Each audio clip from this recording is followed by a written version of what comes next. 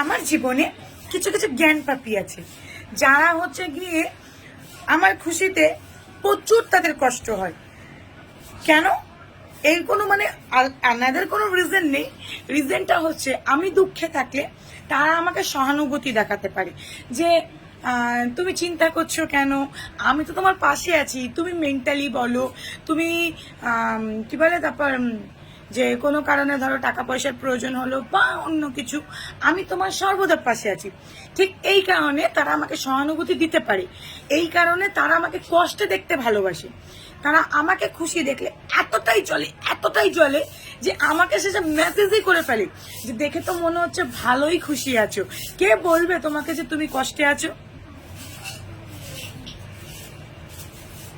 এরা আমার শুভাকাঙ্ক্ষী না শুভ বিপ আওয়াজটা নেই আমার কাছে।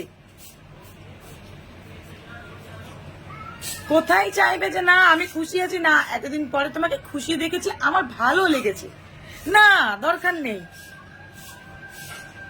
তুমি খুশি থাকলে তো আমার সহানুভূতি তোমার লাগবে না। সিরিয়াসলি না, আমি যদি খুশি থাকি আমার তো কোনো সহানুভূতি লাগবে না, এটা তো তারা খুব ভালো করে জানে। হায় ভগবান,